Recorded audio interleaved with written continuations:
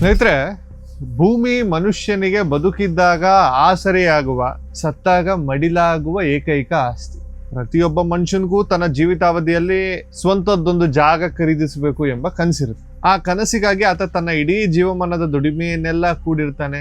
ಆದ್ರೆ ಅದೇ ಕನಸು ಒಂದು ದಿನ ಆತನ ಪಾಲಿಗೆ ಅತಿ ದೊಡ್ಡ ದುಸ್ವಪ್ನವಾಗಿ ಬದಲಾದ್ರೆ, ಕೇವಲ ಹಣ ಕಳೆದುಕೊಳ್ಳುವುದು ಮಾತ್ರವಲ್ಲ, ತಾನು ಮಾಡದ ತಪ್ಪಿಗೆ ಯಾವತ್ತು ನೋಡದ ಅಪರಾಧಕ್ಕೆ ಜೈಲು ಕಂಬಿ ಎಣಿಸುವ ಪರಿಸ್ಥಿತಿ ಬಂದ್ರೆ. ಇವತ್ತು ನಾನು ನಿಮ್ ಮುಂದೆ ಇಡ್ತಾ ಇರುವ ಕತೆ ಅಂತಿಂತದ್ದಲ್ಲ. ಇದು ಕರ್ನಾಟಕದ ಕರಾವಳಿ ಭಾಗದ, ಅದರಲ್ಲೂ ದಕ್ಷಿಣ ಕನ್ನಡ ಜಿಲ್ಲೆಯ ಬೆಳ್ತಂಗಡಿ ತಾಲೂಕಿನ ಒಂದು ದೊಡ್ಡ ಬೃಹತ್ ಮತ್ತು ಅತ್ಯಂತ ವ್ಯವಸ್ಥಿತ ಭೂ ಹಗರಣದ ಕರಾಳ ಸತ್ಯವನ್ನ. ಸ್ನೇಹಿತರೆ, ಈ ಕಥೆಯನ್ನ ನೀವು ಕೇವಲ ಒಂದು ವಂಚನೆಯ ಪ್ರಕರಣ ಅಂತ ಭಾವಿಸಿದ್ರೆ ಅದು ನಿಮ್ಮ ತಪ್ಪು.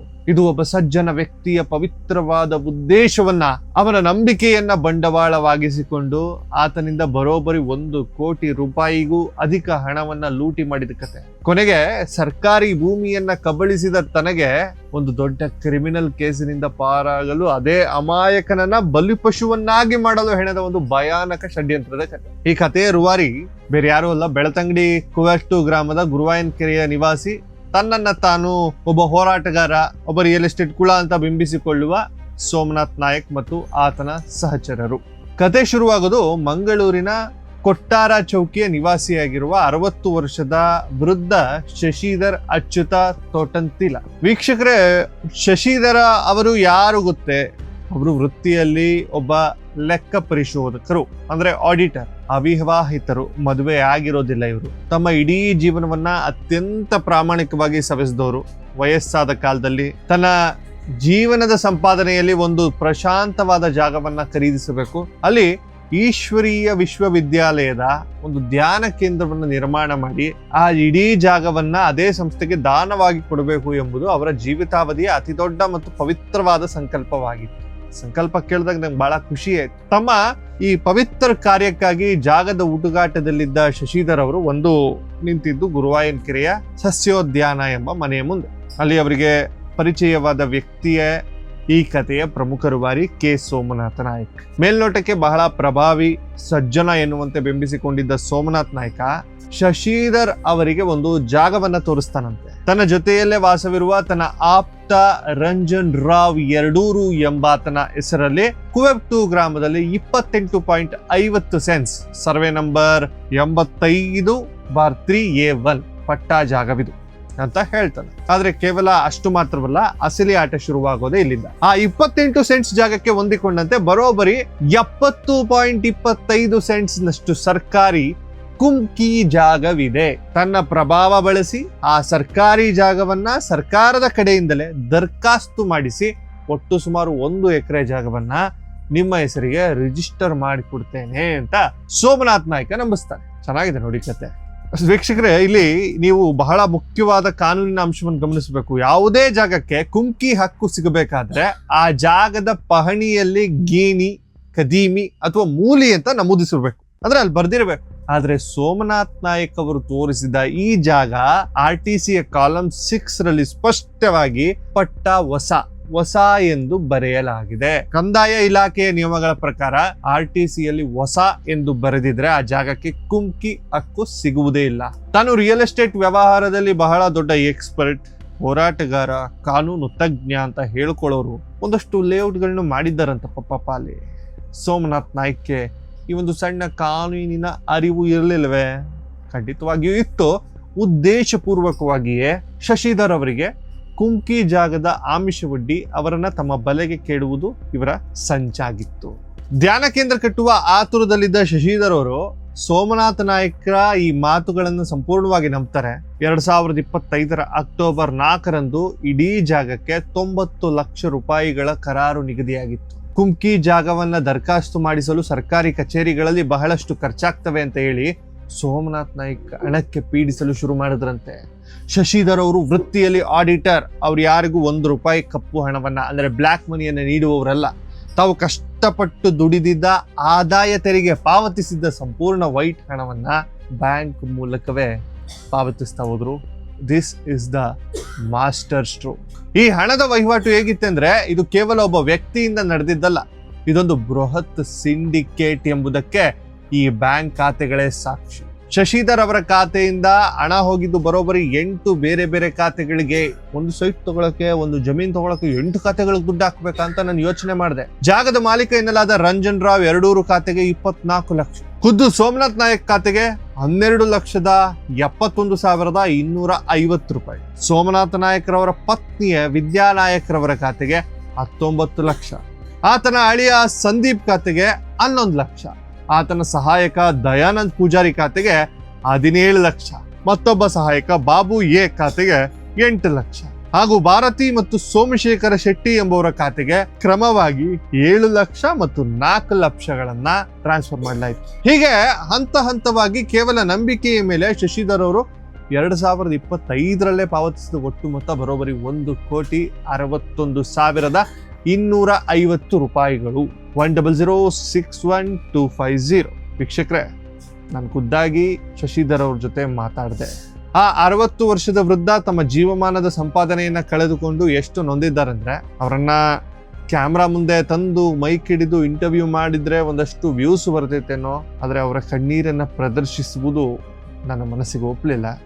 ಅವರ ಅಂತಹ ಸಜ್ಜನ ವ್ಯಕ್ತಿ, ನಂಬಿಕೆಯ ಮೇಲೆ ಕೋಟಿ ರೂಪಾಯಿ ಕೊಟ್ಟ ಮಹಾನುಭಾವನಿಗೆ ಸೋಮನಾಥ್ ನಾಯಕ್ ಮಾಡಿದ ದ್ರೋಹ ಇವತ್ತು ಹೇಳ್ತಾ ಇದ್ದಾರೆ. ಅವರು ಪೂರ್ತಿ ಹಣ 2025ರಲ್ಲೇ ಪಾವತಿಯಾಗಿತ್ತು, ಆದರೆ ಜಾಗದ ರಿಜಿಸ್ಟ್ರೇಷನ್ ಮಾತ್ರ ಆಗಿರ್ಲಿಲ್ಲ. ತಿಂಗಳುಗಳು ಕಳೆದು ಕುಮ್ಕಿ ಜಾಗ ಸಿಗೋದು ಕಷ್ಟ ಅಂತ ಶಶಿಧರ್ ಅವರಿಗೆ ಅನುಮಾನ ಬಂದಾಗ್ಲೆಲ್ಲ ಆ ವಿಷಯ ನಿಮಗೆ ಬೇಡ, ಉಳಿದದ್ದನ್ನ ನನಗೆ ಬಿಡ್ರಿ ಅಂತ ಸೋಮನಾಥ್ ನಾಯಕ್ ಅವರು ಬಾಯಿ ಮುಚ್ಚಿಸ್ತಾ ಇದ್ರಂತೆ. ಆಗ ಇದ್ದಕ್ಕಿದ್ದಂತೆ 2026ರ ಮೇ ತಿಂಗಳಲ್ಲಿ ಈ ಕಥೆಯ ಅತಿ ದೊಡ್ಡ ಟ್ವಿಸ್ಟ್ ಎದುರಾಗುತ್ತೆ. ಮೇ ಮೊದಲ ವಾರದಲ್ಲಿ ಸೋಮನಾಥ್ ನಾಯಕ್ ಶಶಿಧರ್ ಅವರಿಗೆ ಫೋನ್ ಮಾಡ್ತಾರೆ, ಅರ್ಜೆಂಟ್ ಬಪ್ಪ ನಿನ್ ಜೊತೆ ಮಾತಾಡ್ಬೇಕು ಅಂತ, ತಕ್ಷಣವೇ ಬನ್ನಿ ಜಾಗ ರಿಜಿಸ್ಟ್ರೇಷನ್ ಮಾಡೋಣ ಅಂತ. ಶಶಿಧರ್ ಅವರಿಗೆ ಆಶ್ಚರ್ಯ, ಇಷ್ಟು ತಿಂಗಳು ಸತಾಯಿಸಿದವನು ಇದ್ದಕ್ಕಿದ್ದಂತೆ ರಿಜಿಸ್ಟ್ರೇಷನ್ ಮಾಡೋದು ಕರಿತಾ ಇದ್ದಾನಲ್ಲಪ್ಪ, ಏನ್ ವಿಶೇಷ ಅಂತ.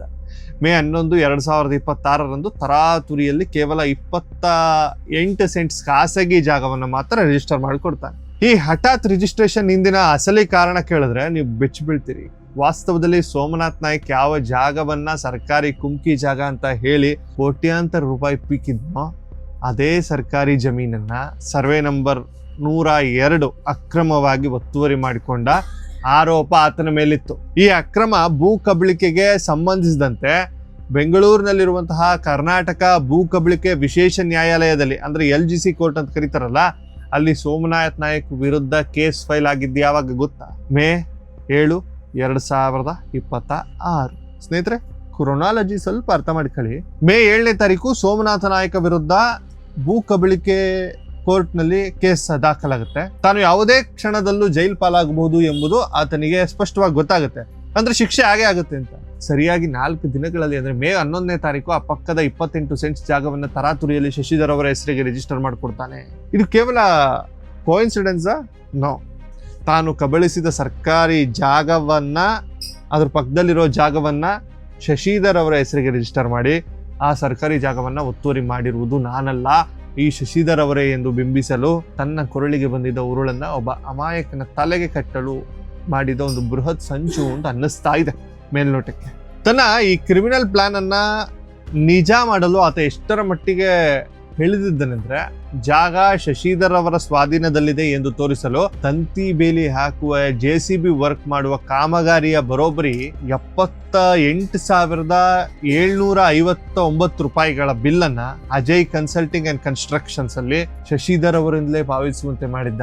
ಅಷ್ಟಕ್ಕೆ ಬಿಡಲಿಲ್ಲ, ತನ್ನ ಮೇಲಿನ ಕೇಸಿಂದ ಪಾರಾಗಲು ವಾಟ್ಸ್ಆಪ್ ಮೂಲಕ ಬೆದರಿಕೆ ಹಾಕಿ ಜುಲೈ 1ರಂದು ಬೆಳ್ತಂಗಡಿ ತಹಸೀಲ್ದಾರ್ ಮುಂದೆ ನಾನು 28 ಸೆಂಟ್ಸ್ ಜಮೀನನ್ನ ಖರೀದಿಸಿದ್ದು ಆ ಕೃಷಿ ಭೂಮಿಗೆ ಲಗತ್ತಾಗಿರುವ ಸರ್ವೆ ನಂಬರ್ 102ರ ಕುಮ್ಕಿ ಸರ್ಕಾರಿ ಜಮೀನ್ ಕಾನೂನು ಪ್ರಕಾರ ನನ್ನದೇ ಸ್ವಾಧೀನದಲ್ಲಿದೆ, ಅಲ್ಲಿ ತೆಂಗು ಕಂಗು ಬೆಳೆಸ್ಕೊಂಡಿದ್ದೇನೆ ಅಂತ ಶಶಿಧರ್ ಅವರಿಂದಲೇ ಸ್ವಂತ ಕೈಬರದಲ್ಲಿ ಸುಳ್ಳು ಹೇಳಿಕೆ ಬರೆಸಿಕೊಂಡಂತೆ.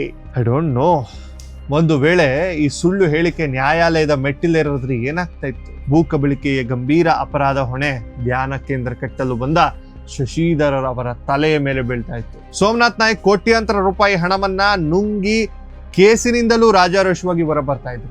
ಆದರೆ ದೇವರ ದಯೆ, ಸತ್ಯ ಯಾವತ್ತಿದ್ರೂ ಸಾಯೋದಿಲ್ಲ.